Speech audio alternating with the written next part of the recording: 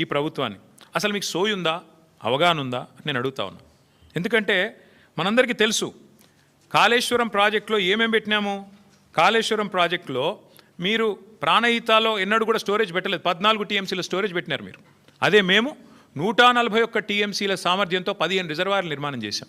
దానివల్ల సహజంగా ఖర్చు పెరగదా? రిజర్వాయర్లు కట్టాలా, ల్యాండ్ ఎక్విజిషన్ చేయాలా, పెరుగుతుంది. ఇంకోటి మీరు ప్రాణహిత చేవెళ్ళ డిజైన్ చేసింది 2006-07లో, మేము మొదలుపెట్టింది 15-16లో. మరి అప్పటికి ఇప్పటికి 8 ఏళ్ల తర్వాత స్టీల్ ఖర్చు పెరుగుతుంది, సిమెంట్ ఖర్చు పెరుగుతుంది, అన్ని ఖర్చులు పెరుగుతాయి కదా.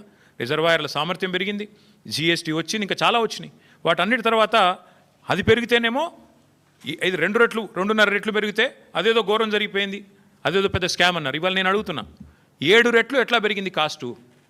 1100 కోట్ల ప్రాజెక్టు 7400 కోట్ల ప్రాజెక్టు ఎట్లా అయ్యింది? ఇది స్కామ్ కాదా? నేను ఇవాళ స్పష్టంగా చెప్తున్నా, మీడియా మిత్రులు దయచేసి మీరు పరిశోధించండి. వాస్తవం ఏంటి అంటే 1,50,000 కోట్ల మూసి బ్యూటిఫికేషన్ అని చెప్పి ముఖ్యమంత్రి గారు ప్రకటించగానే మేము అడ్డుపడ్డాం. హైదరాబాద్ ప్రజలు అడ్డుపడ్డారు, నిలదీసినారు. 16,000 కోట్లతో అయిపోయే ప్రాజెక్ట్ని 1,50,000 కోట్లు ఎట్లా అవుతాయి అని మేము నిలదీస్తే ఇవాళ కొత్త స్టైల్ ఎత్తుకున్నారు. ఇన్నోవేటివ్ థింకింగ్ కదా.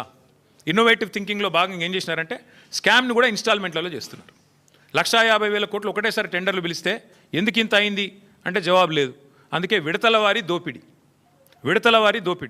మొదలు 1100 7,700 చేయాలి, ఆ తర్వాత ఇంకోటి 5 రూపాయలు ఉన్నదాన్ని 40 రూపాయలు చేయాలి, పెంచుకుంటూ ఆఖరికి మొత్తం స్కామ్ మళ్ళీ 1,50,000 కోట్ల కాడికి తేవాలి. ఇది వీళ్ళ ఎత్తుగడ. నేను మళ్ళీ చెప్తా ఉన్నా, మే 17, 2023 నాడు 1100 కోట్లతో కొండపోచమ్మ సాగర్ నుంచి గోదావరి నీళ్ళని తీసుకొచ్చి బ్రహ్మాండంగా రావల్కోల్ చెరువులో పోసి రావల్కోల్ చెరువు నుంచి గండిపేటకు నీళ్ళు తీసుకొచ్చే మార్గం గ్రావిటీ ద్వారా ఉంటే ఇవాళ మీరు 3 WTPలు ఎందుకు కడుతున్నారు? 5 పంప్ హౌజ్లు ఎందుకు పెడుతున్నారు? ఎవరి లాభం కోసం పెడుతున్నారు అని ముఖ్యమంత్రి గారు నేను అడుగుతా ఉన్నా. ఇవాళ ఎట్లా పెరిగింది? కమిషన్లు దండుకోవడానికా, మొబిలైజేషన్ అడ్వాన్సులు ఇవ్వడానికా, కాంట్రాక్టర్లకు దోచిపెట్టడానికా? ఎందుకు తక్కువ ఖర్చుతో అయ్యేదాన్ని పక్కకు పెట్టి ఎక్కువ ఖర్చుతో చేస్తున్నారు? ఒక దిక్కు మీరే చెప్తున్నారు పైసలే లేవు, అప్పు ఉడతలేదు, ఒక్క పథకం ఇచ్చేందుకు ఏమీ లేదు అని పచ్చి అబద్ధాలు ఒక దిక్కు మీరే చెప్తారు. పార్లమెంటు చెప్పినా, కేసీఆర్ ప్రభుత్వం చేసిన అప్పు 2,80,000 కోట్లని పార్లమెంట్ చెప్పినా సిగ్గు లేకుండా మొన్న అసెంబ్లీలో కూడా 8 లక్షల కోట్లని ఒకరు, 7 లక్షల కోట్ల అప్పని ఇంకొకరు నోటికొచ్చిన అబద్ధాలు ఒకవైపు మాట్లాడుతున్నారు. ఒక దిక్కేమో తులం బంగారానికి పైసలు లేవు, ఆడబిడ్డలకు 2,500 ఇయ్యనికి పైసలు లేవు, 6 గ్యారంటీల అమలుకు పైసలు లేవు, ముసలోళ్ళకి 4,000 పెన్షన్ ఇయ్యనికి పైసలు లేవు, రైతు బంధు ఏడానికి పైసలు లేవు, ఇంకా చెప్తూ పోతే చాలా ఉన్నాయి. వీటికి పైసలు లేవు. కానీ 7,400 కోట్లతో ఎవరు అడగని ప్రాజెక్టును మాత్రం అర్జెంటుగా టేకాఫ్ చేయాల్సిన అవసరం ఎందుకు వచ్చింది? ముఖ్యమంత్రి గారు తప్పకుండా చెప్పాలని చెప్పి నేను డిమాండ్ చేస్తా ఉన్నాను. ఇందులో అవినీతి కోణమే కాదు, క్రిమినల్ కోణం కూడా ఉంది. ఈ ప్రాజెక్ట్ వెనకాల క్రిమినల్ కోణం కూడా ఉంది. మీకు యాదకుండాలే, ఆనాడు అదేదో వెలుగు పత్రికలో వచ్చింది, సుంకిశాల, అది ఇవ్వండి, సుంకిశాల వెలుగు ఉంది, ఇక్కడ ఉంది. ఇగో ఇది వెలుగు పత్రికలో వచ్చింది. ఏమన్నది ఇలా? సుంకిశాల రిటైనింగ్ వాల్ కూలిపోతే HMWSB Hyderabad metro water supply and sewerage board నడుపుతున్నది ఈ ప్రాజెక్ట్ని, వాళ్ళ ఆధీనంలో నడుస్తున్నది. ఏం చెప్పారు ఇందులో? ఈ కాంట్రాక్టర్ ఎవరైతే ఉన్నారో ఆయన అర్జెంటుగా బ్లాక్ లిస్ట్ చేయండి, పక్కన పెట్టండి అని HMWSB మరి రిపోర్ట్ ఇచ్చింది అని వెలుగు పత్రిక, V6 వెలుగు సంస్థ వారిచ్చిన పత్రికా కథనం ఇది.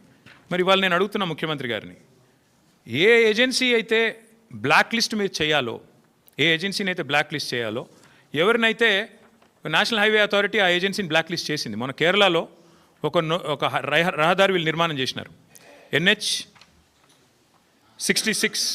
అక్కడ ఒక స్లోప్ ప్రొటెక్షన్ వాల్ కొలాప్స్ అయింది, వీళ్ళు కట్టిందే, సేమ్ ఇదే కంపెనీ కట్టింది. నేషనల్ హైవే అథారిటీ వాళ్ళు, కేంద్ర ప్రభుత్వం వాళ్ళేమో వాళ్ళని బ్లాక్ లిస్ట్ చేసినారు, డీబార్ చేసినారు. మరి మీరెందుకు చేస్తలేరు?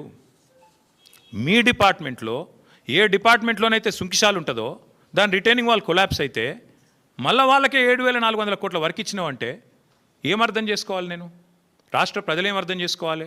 ఎందుకు ఇంత అవాజ్యమైన ప్రేమ వారి మీద మీకు? ఇదే సంస్థను కదా మీరు ఈస్ట్ ఇండియా కంపెనీ అని హుంకరించింది, గర్జించింది మీరే కదా. ఈస్ట్ ఇండియా కంపెనీ ఈరోజు బెస్ట్ ఇండియా కంపెనీ ఎట్లయింది? నీకు బెస్ట్ ఫ్రెండ్ ఎట్లయింది చెప్పాలి రేవంత్ రెడ్డి గారు. నాకు తెలిసి ఇప్పుడు నేను ఈ మాట మాట్లాడినాక కొన్ని టీవీలు లైవ్ కట్ అవుతాయి, కొంతమంది రేపు రాయరు, నాకు తెలుసు, అది పర్వాలేదు. మీకు రాసే ఇది లేక మీకు ఉండకపోవచ్చు, మీకు ఇబ్బందులు ఉండొచ్చు. కానీ నేను స్పష్టంగా చెప్తా ఉన్నా, ఇవాళ సోషల్ మీడియా ఉంది, ప్రజలు చూస్తారు, తెలుసుకుంటారు. మీకుండే ఇబ్బందులు సోషల్ మీడియాలో ఉండవు.